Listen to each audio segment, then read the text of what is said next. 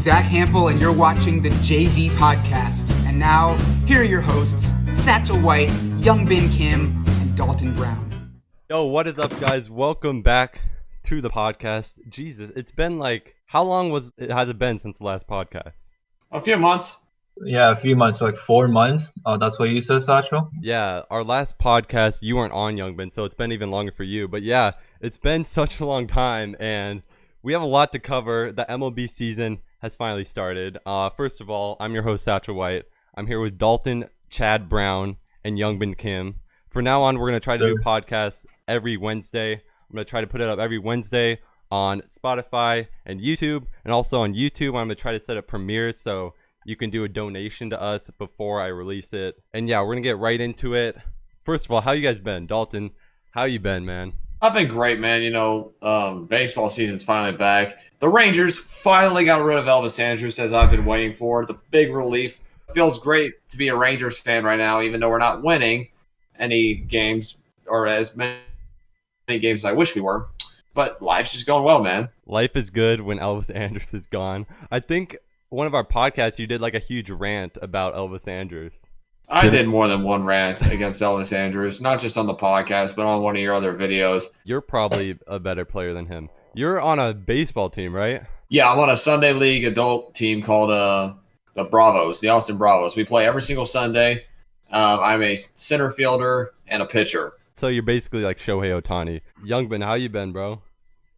Yeah, and, I'm doing well in Philly, guys. I moved to Philly like a month ago from California, so I am not with the bros right now.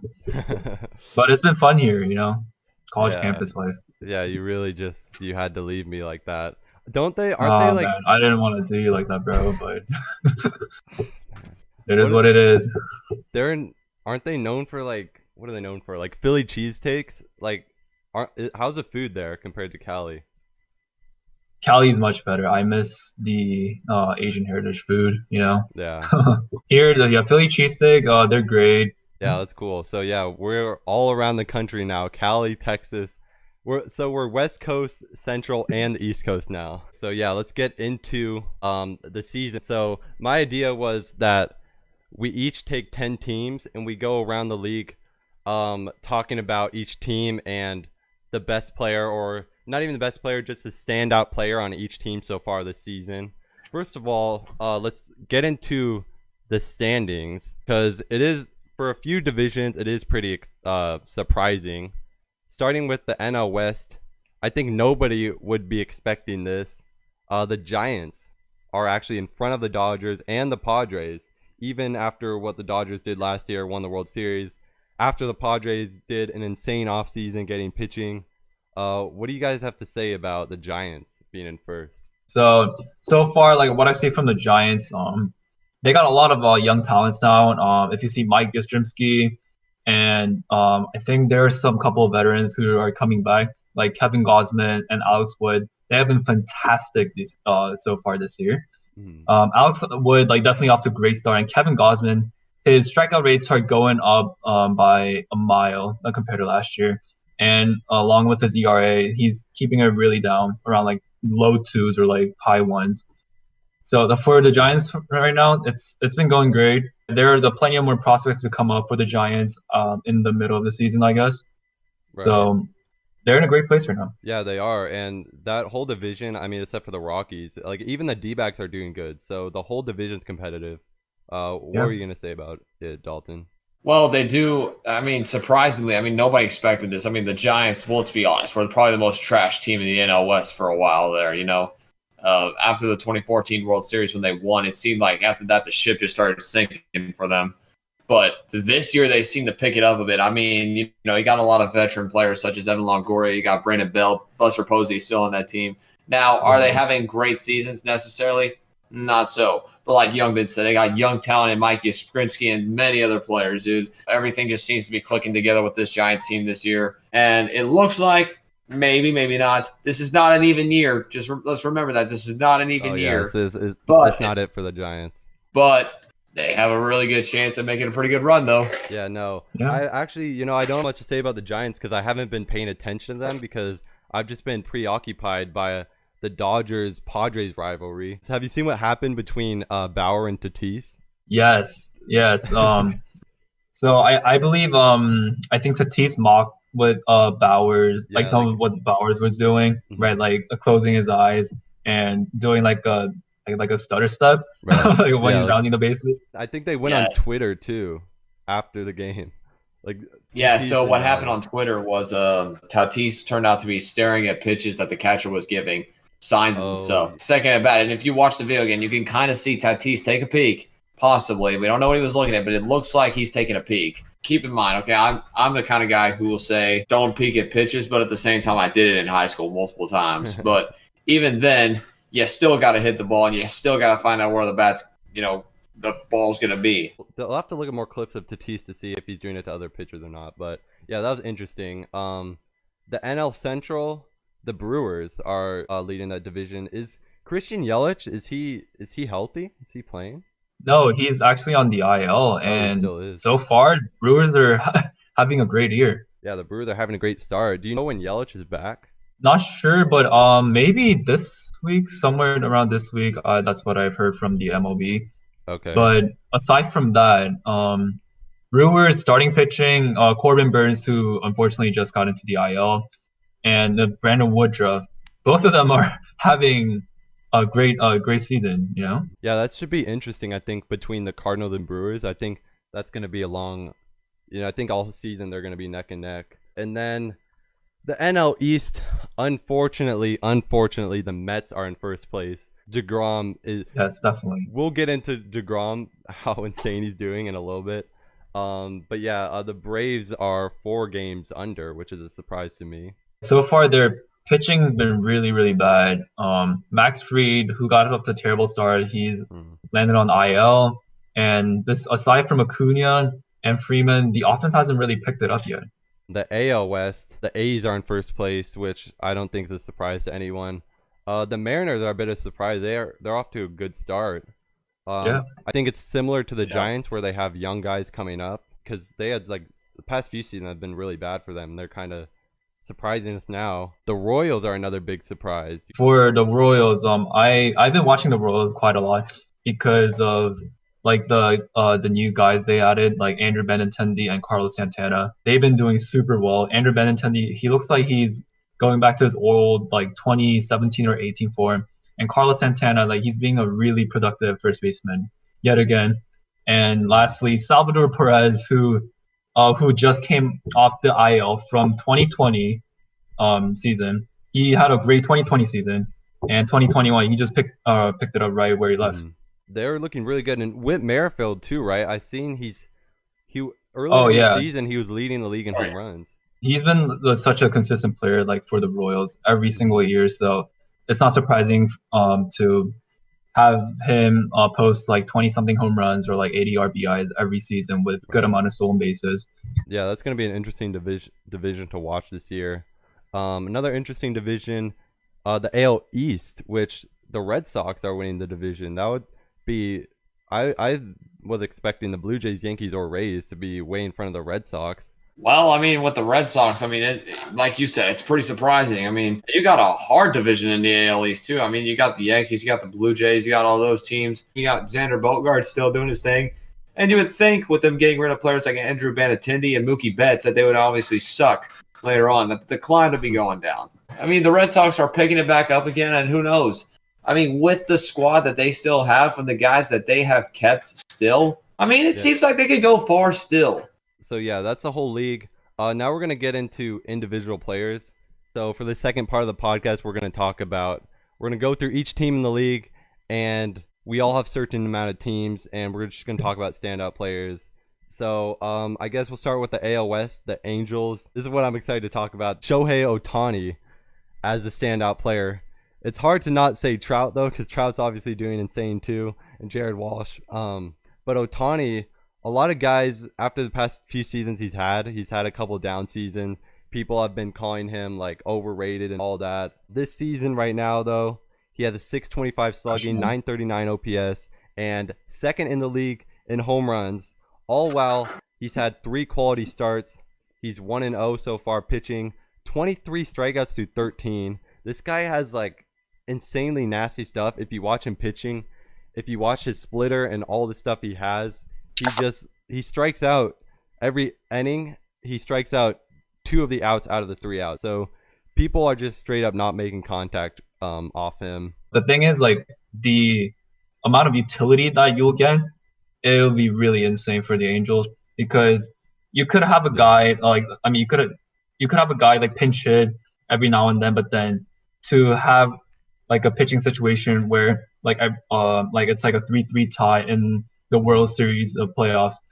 I mean, you'll need a guy like Shohei Ohtani to pump some gas, right? Like 100, 101, and then like use a nasty splitter. He'll be a very, very, very useful utility player for the Angels. And obviously, he's got a shit ton of power, right? If you've seen him. Yeah. He goes off of like 440, 450. That's unreal. Nobody really does that. Yeah. That's like I would consider him as a top 10 power hitter in the league right now.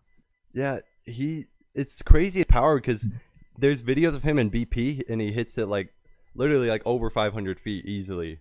So yeah, exactly. He's so strong, and yeah, he's like a perfect utility player because he basically fills the role of 2 players, a starting pitcher and a hitter, and you can kind of do either one. So yeah, like you said, like in like the playoffs, he could be an even bigger factor than he already is.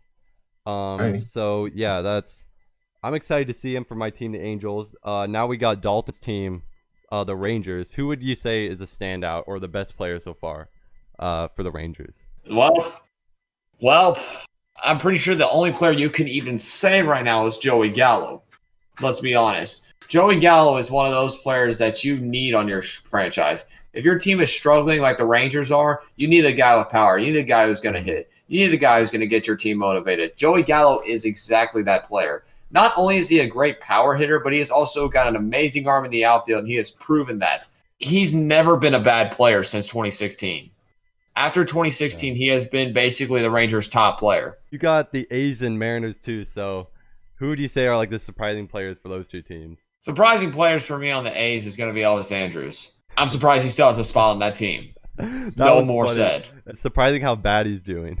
For the Mariners, I'm going to say Mitch Haniger because, Haniger has proven that he can hit really well. He's a really good freaking player. I mean, great infielder. There were years that he was really off, but then he started picking it up recently. Okay, Youngbin, you're Astros, right? Yes. So Astros, I mean, right now nobody really likes the Astros still, the trash can situation and all. But one thing I'll have to say about the Astros, they still have great talent regardless of how bad that cheating got in the World Series. I would say a standout player right now is Christian Javier from the Astros. No, not a lot of people know about him, but he is a great rookie pitcher as of now. So until recently, he had about 20-something innings of scoreless streak. So that was one of the very standout things that he did. He has great stuff. His slider is a very slider is a very slurve-ish type of pitch. I've heard his name, but I haven't really seen much about him. Okay, so let's move on to the NL West. The Giants, I actually have Evan Longoria, which is a surprise because he's 35 years old now, known to be past his prime. He has a 400 on base percentage though, and a 937 slugging. So he's looking like young Evan Longoria right now, prime Evan Longoria. And yeah, he's one of the reasons why the Giants are doing this good. The Padres, Joe Musgrove, he has a 1.2 ERA right now, 0.6 WHIP through 5 games.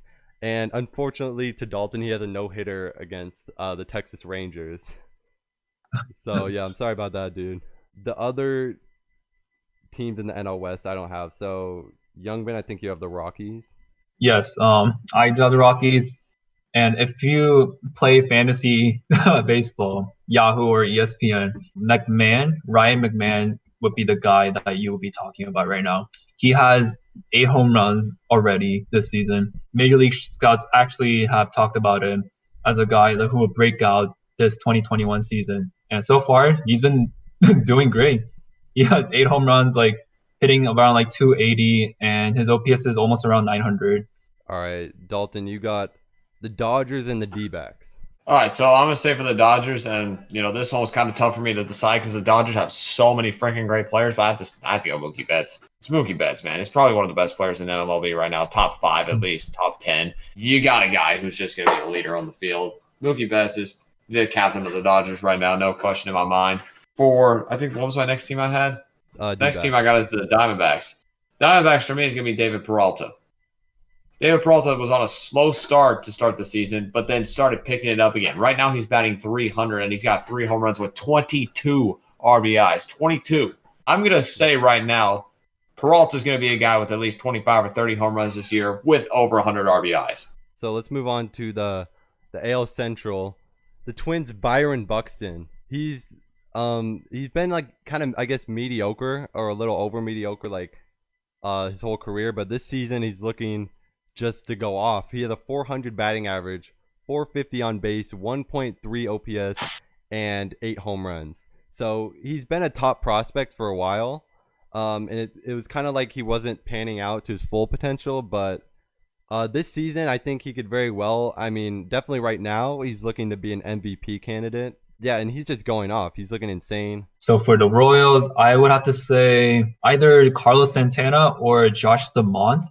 But a lot of people know about Carlos Santana, so I'm gonna go with Josh DeMont for now. He isn't like a standout player, but he is a very underrated player who, as a closer role right now, throwing about like 102 or 103 miles per hour. He has like Jordan Hicks stuff and a great breaking ball. So he has a lot of potential to be like the next closer for the Royals. The new age baseball is like everybody can throw like 100. I feel like just all these young guys coming up that just hurl the ball, man. It's crazy. Yes. My next pick for the Indians, I would have to say Emmanuel Clase. He's also on a closer role for the Indians. But one thing really standing about him, besides his 101 or 102 velocity, he's throwing 101, 102 with a cutter. So if you're throwing a cutter that hard with like 5 to 6 inches of break, and like, are the hitters really gonna hit well? Like they're just gonna get jammed every time. They're rolling over currently, just by swinging at his pitches. And so far, he hasn't given up any runs yet. Okay, so what is his four seam if his cutter's that fast? Does he have? He doesn't have a four seam. It's just a cutter and like a curveball. I'm not sure, but his cutter is a main pitch where it's like 98 to 102. Jeez, that's actually crazy. I don't think anybody else can throw a secondary pitch that fast. Exactly. And funny thing is, Emmanuel Clase was from the Rangers. So Dalton, your team, Indians got that from a trade. Yep, they got it because we got Corey Kluber. And Corey Kluber, guess what? He's on the Yankees. He's on the Yankees now. I'm not doing this again. I'm not doing it again.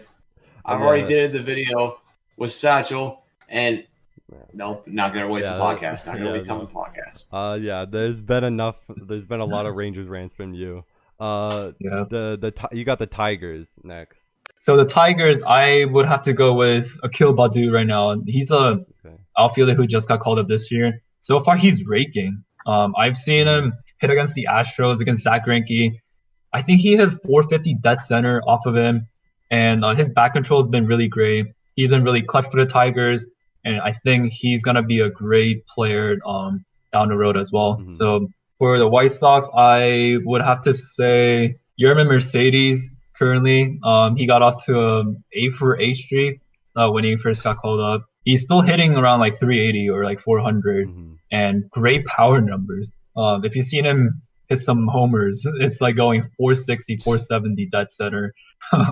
Or like that like left to middle gap every single time. I saw him playing in Anaheim, and that was like during his streak. It kept pissing us off, and my brother kept yelling that the Angels would walk him, just saying that they just walk him every time, because literally like every at bat he was getting a hit, and not only a hit, he was getting like a double, a home run, like, and yeah, he just looks insane. He's just going off right now. So yeah, let's go into the NL Central. So I'll start off with the Cubs. Craig Kimbrell, he had an insane prime with the Braves, and then he kind of slowed down. And now he's looking really good again. He has 0 ERA, 0 runs allowed through 11 innings, 5 saves, and 17 strikeouts. So one of the big reasons why he kind of got past his prime is because his velocity slowed down a lot. But he could be adapting now, and he looks like he's ahead to have a really, really good season. And then the Cardinals, another veteran player, Yadier Molina, who is 38 years old, but still hitting 323, 631 slugging, 997 OPS. He's been on the Cardinals for like 2 decades, and he's still raking. So I'll start with the Reds. Right now, the best player on the Reds would be Nicholas Castellanos. He's been just raking the whole April. But I'm going to mention this guy named Tyler Mahle. He's a starting pitcher. Nobody really knew about him until last year. He put up good strikeout numbers. This year, he has his ERA down and strikeout numbers as well. And so far, he's been doing great. I think he's going to do even better as the season progresses. So yeah, another team that's doing really good in NL Central, the Brewers. So what do you got for that, Dalton? So personally, at first, I would have said Christian Yelich usually, but obviously he's on the IL right now. For me, the standout player's got to be Travis Shaw. 2019, it seemed like his career was possibly going to be a slowdown because I saw him at AAA God knows how many times. All of a sudden, he's picked right back up. I mean, I'm pretty sure in his 30s, and he's got 21 RBIs this year while slugging 5 home runs. He leads the team in both categories. You got the Pirates too. For the Pirates, that's a good one. I have to go with Phillip Evans. Phillip Evans has got 4 home runs this year while slugging a ton of RBIs. And usually the Pirates suck, and they suck right now, I'm pretty sure. You know, they got rid of Josh Bell. They got rid of Garrett Cole. They got rid of Andrew McCutchen. And the only one they've got right now that they've kept – oh, yeah, they also got rid of Josh Harrison. Right now, they've only got Gregory Polanco from all those guys I can think of. Yeah, no, that team doesn't have much going for them. So let's move on to the East. The Blue Jays, Daddy Vladimir Guerrero Jr. has a 349 average so far, 495 on base. So pretty much a 500 on base, and then a 1.150 OPS. So I think I guess he was like a little bit of a letdown. I think there was a lot of of course he was very hyped, and then just because he didn't live up to that unrealistic hype, everyone kind of stopped talking about him. But now he's going off, and he's kind of living up to the hype right now. I don't know if it'll last all season, but I mean 100% it's a very good sign to see Vladdy. And just last week he had a 3 home run game. So yeah, Blue Jays, they got Vladdy. And then Red Sox, JD Martinez. He's looking like how he did in, I believe, 2018 and 2019. Right now he has a 360 average, 740 slugging, 1.2 OPS, 9 home runs, which is tied for the league leading, and 26 RBIs, which is leading the league, and 26 games. So he's getting on average an RBI every game, and he's just hitting the ball insanely well. For the Yankees, this year they got Kluber and Tyone as both of the starting pitchers because they're also injury prone. It was a big risk for the Yankees, but they needed starters, right? So right.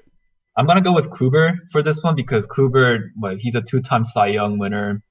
He still has great stuff. His velocity hasn't really decreased. He's still topping at like 91, 92 with his four seam, like 89 to 90 with the sinker.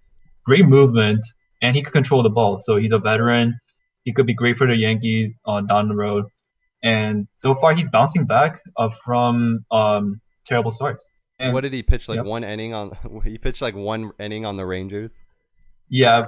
Again, a very painful pass for the Rangers fans who had Corey Kluber for an inning. Youngman, don't start this shit. That's like the 3rd time we've gone back to Corey Kluber. This is just a Corey Kluber podcast. Corey Kluber podcast where Rangers fans are suffering. But anyways, I will move on to the Orioles. Orioles, they got Trey Mancini, who just came off from the cancer, and obviously a very respectable guy. Mm-hmm. And so far, he's been very productive. He doesn't have a very high OPS for average, but as the season goes along, I think he will be great. I think he'll go back to his old form while he starts hitting like 28 to 30 something home runs. For the Rays, I will have to say Austin Meadows. Austin Meadows, very painful for the Pirates fans who had Glasnow and Austin Meadows in the same team, but both of them are doing amazing this season. What a load of pain for the Pirates to get rid of both of those guys to the Rays, man. It sucks. Yes. Okay, so the Marlins now. So final division, we got the NL East. For the Marlins, I have Jazz Chisholm, who had a 375 on base, 920 OPS, and he's leading the league with 7 stolen bases already. He's a rookie, so he's pretty much, I think, already the main pick for Rookie of the Year if he keeps this up. Braves, this is definitely not going to be a surprise, but he's definitely the best player on the team. Ronald Acuna Jr. He has a 730 slugging and a 1.2 OPS, 9 home runs, tied for league leading. He's going to be right up there for MVP candidate. The Braves, not off to a great start, but him and a lot of other players in the lineup, like Freeman, who was the MVP last year, are doing really good. So, yeah, Ronald Acuna Jr. Dalton, you have the Mets. I'm honestly have to say Jacob deGrom. Jacob deGrom is probably one of the top 3 best MLB players, if not second best, right behind Mike Trout. The sucky part is that he plays on a team that does not give him any offense whatsoever whenever he pitches. I mean, this guy has played 5 games this year. He's got a 2-2 record. He's got a 0.51 ERA, and yet the freaking Mets cannot give him any run support. It seems like that's the case every single year he plays. He gets very low win percentages because he can't get offense, but yeah, he'll give up probably like 1 or 2 runs every single game. From 2014 to 2021 season, his velocity has just been getting like faster and faster and faster. Mm-hmm. And I believe last year he averaged around 98.5, which is insane for a starter. And this year, comparing to all the other starters, he has 4,900 miles per hour or plus pitches than all the other players. All the other players have like 1,700 miles per hour pitches, and Jacob deGrom alone has 49. So that itself is just an insane stat. And then not only that, he will literally hit the exact spot pretty much almost every single pitch. So Exactly. it's just mission impossible trying to get a hit off him. But yeah, unfortunately, he's on the Mets. If I was on the Mets, I wouldn't even see a reason to wake up in the morning, but that's just me. Okay, final 2 teams, Phillies and Nats. What do you have to say about the Phillies? For the Phillies, I'm going to go with Rhys Hoskins. Rhys Hoskins is on a beast mode year right now. He is 1 home run shy of the league lead right now. He's got 8, 16 RBIs. Philly's got a great player, and they got a great team. For my final team, and this is going to sound like a surprise, I'm going to have to go with standout players only because he's been on the Nationals since the freaking dawn of them being in D.C. Ryan Zimmerman. This is not necessarily for the stats. It's for the fact that he has stayed with this team for who knows how long and is still producing at the age of 36. 36, and he is still on that team. He could be a guy who will retire as a National, and he probably will more than likely. He's hit 4 home runs this year at the age of 36, still batting .319 with 10 RBIs. This guy has not had any thought of leaving the Nationals, has been a loyal player since they sucked, got a ring with them, and is still producing. Yeah, it's such a good story to see when a World Series team wins. If there's like a veteran on the team that's stuck on the team, you know, like almost forever. Because I think one of his first years on the team, his first year on the team was like one of the first years that they were the Nationals, right? Like from Montreal. From Montreal, straight from Montreal. Yeah. They were playing their first year at RFK Stadium in Washington while they were building the new stadium. Oh, Jesus. So, yeah, he's literally been there the whole team's history. So, yeah, thank you guys for watching or listening. And I think next podcast we'll do, like, our standings and, like, our prediction for the end of the season and stuff like that. So, definitely stay tuned. Make sure you guys subscribe to my channel if you're only listening. Check out Dalton's channel. Check out Youngbin on Instagram. Check out all that. And, yeah, guys, peace out.